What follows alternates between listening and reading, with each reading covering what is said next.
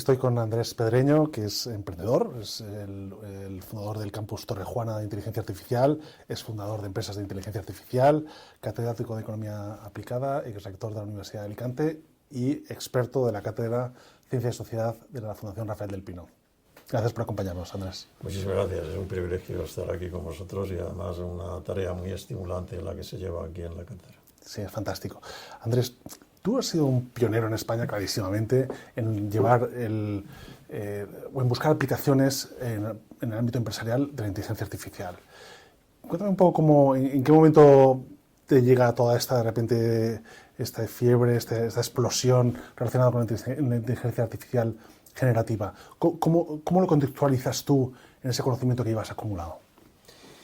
Bueno, antes de la inteligencia artificial generativa, digamos que a mediados en torno al año 2015, empezamos a ver que la inteligencia artificial daba pasos prometedores.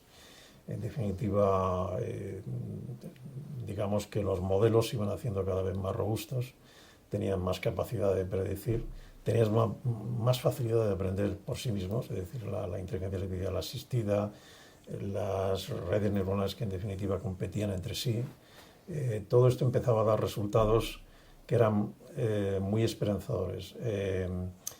Pues lo típico que siempre se dice es que bueno, la inteligencia artificial nos gana al ajedrez, la inteligencia artificial gana al Go, que es un juego muy intuitivo y eso ya es más inesperado. Cuidado, estamos hablando luego pues algo tan complejo como es la conducción, pues empieza a materializarse como una realidad.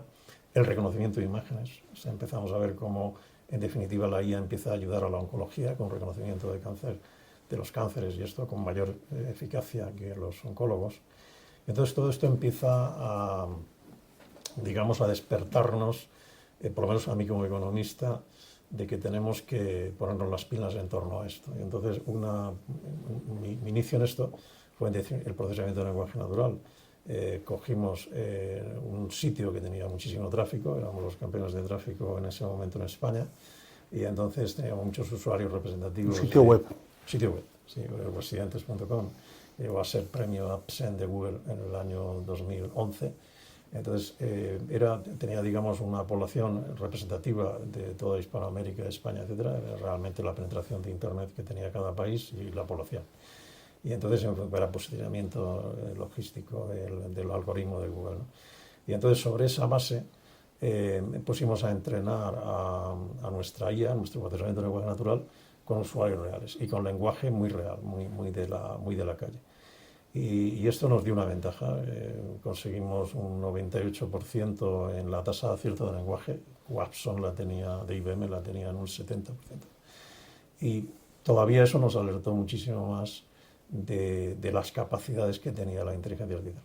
Entonces el siguiente paso pues ya fue crear una startup de esto, empezar a introducir en el mercado, ofrecer productos y servicios en el mercado hispano. Y en todo esto apareció la IA generativa.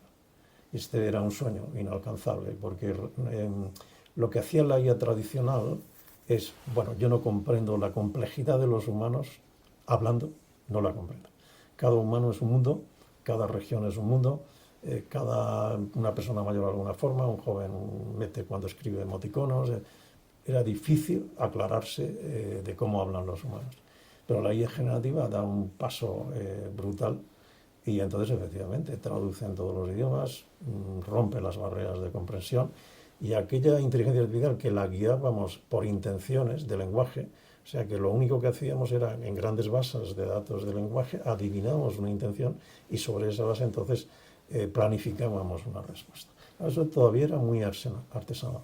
Pero cuando entran OpenAI, ChatGPT, BAR, estos modelos LLM, modelos de lenguaje grande, con entrenamientos grandes, con muchísimos parámetros, los modelos Transformer, pues esto queda realmente pues un poco en mantillas, ¿no? Se habla de que ya es verdaderamente una de las grandes expresiones de la inteligencia artificial como tecnología de propósito general. Y eso abre ya, claro, esto empieza a generar que empecemos a lucubrar y a, no sé, incluso si, entre comillas, fantasear, ¿no?, sobre el potencial alcance que podría tener la inteligencia artificial. En términos económicos está clarísimo. O sea, yo como economista creo que las estimaciones que se han hecho hasta la fecha son estimaciones bastante precisas. Y esto cuando uno ya se ve como China conduce ese crecimiento económico, o el moderno crecimiento económico de Estados Unidos, o de pequeños países como Israel o Canadá, donde tiene una especialización, empiezan a tener una especialización en inteligencia artificial bastante notable. El foro de Davos, el World Economic Forum, estableció que en los próximos 14 años la IA podía explicar hasta una tercera o la mitad del Producto Interior Bruto. Y esto era la IA tradicional. En la IA generativa, el último informe de McKinsey, es un informe que nosotros hemos analizado bastante a fondo, solamente con 62 casos de uso, sin tener en cuenta el impacto en el software, que es el más importante. Estamos hablando de que ya actualmente la IA generativa genera, valga la redundancia, el equivalente a un país como el Producto Interior Bruto del Reino Unido. Eso es brutal. O sea que cada año una sola tecnología, propósito general, que claro, por supuesto impacta en todos los sectores, en nuestro estilo de vida, está llamada a impactar en nuestro estilo de vida, genere una economía del Reino Unido. Eso sí, para calcular una idea en España, el efecto que tendría esto, nosotros participamos del Producto Interior Bruto, el 1,2, 1,3. Eso significa 50.000 millones, o sea, el Producto Interior Bruto de Valencia cada año. O todo lo que gasta España en educación.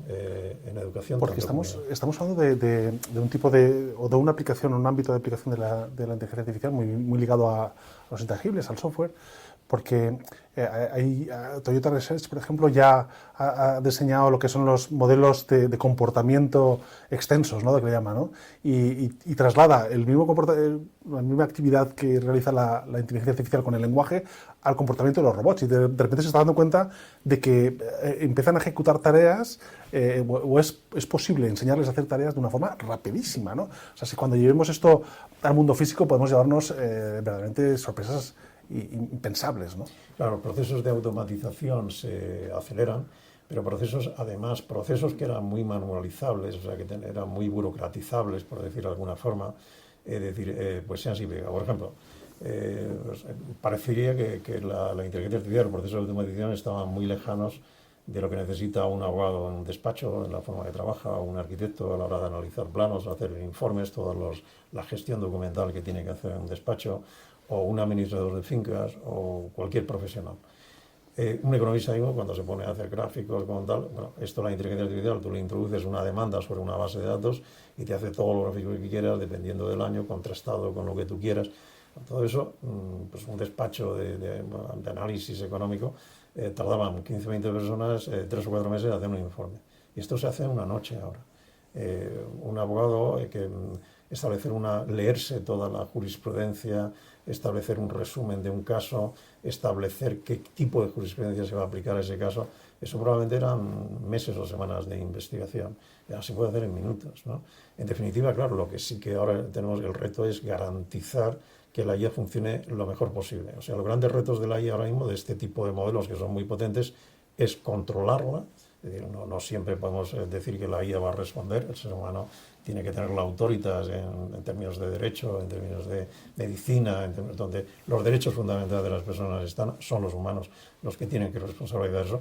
Pero el reto está en controlarla, optimizarla para que no se equivoque, no tenga sesgos, gestionarla, porque obviamente necesitamos personal especializado en esto, democratizarla, porque las pequeñas y medianas empresas no van a tener el mismo acceso que las grandes, la democratización es muy importante, hacer a medida de sectores determinados. No es lo mismo la IA que necesita la sanidad que la IA que necesita el turismo o que necesita la educación. Entonces necesitamos plataformas específicas que ayuden a los estudiantes o que ayuden a los abogados. Y el último, empoderar a las personas.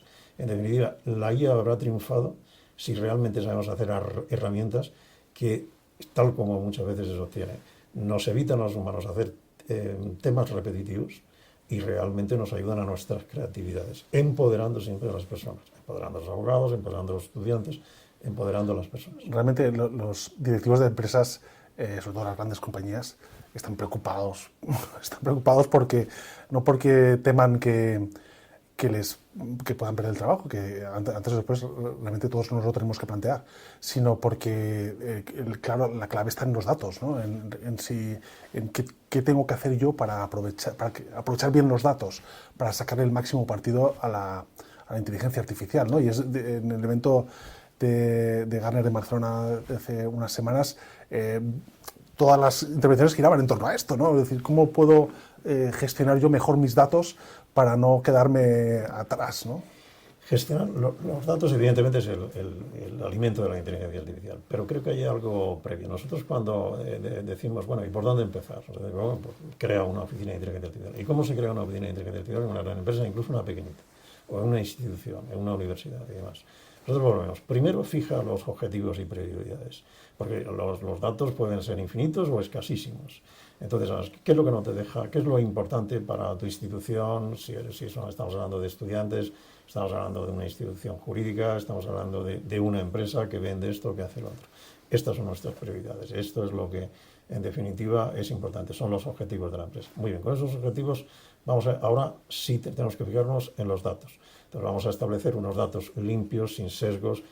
O sea, muchas veces se ha acusado a la inteligencia artificial, bueno, es que se ha puesto a hacer sentencias y tiene sesgos en torno a la raza, ¿no? Porque se le ha metido datos donde 40 años los humanos hemos estado dando sentencias en contra de o no sé qué.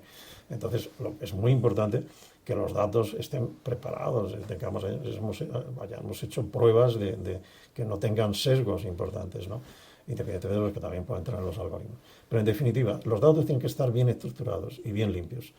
Y bien estructurado significa que muchas veces es conveniente juntarlos, a ver lo que pasa, y muchas veces separarlos, porque en definitiva estamos, para no establecer sesgos con otros datos que no nos aportan nada.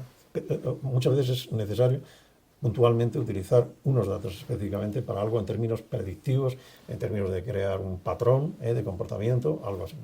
Bueno, entonces, en definitiva, ese es el segundo paso. El tercer paso es, bueno, vamos a validar que efectivamente unos algoritmos específicos nos permiten alcanzar un objetivo con esos datos.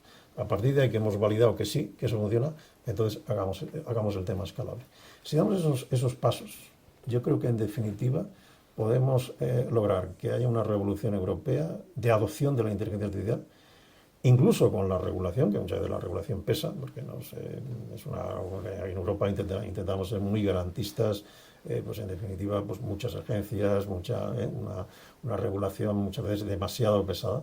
Pero yo creo que si en definitiva empezamos por ahí, le damos un patrón lógico a las empresas, sencillo para asumir la inteligencia artificial, creo que podemos llegar a alcanzar liderazgos muy razonables de introducción de inteligencia artificial en todas las empresas, en la industria, en los sectores productivos, etc. Andrés, y una última cuestión. Aquí sí que te pediría un titular, porque estamos ya un poco justos de tiempo.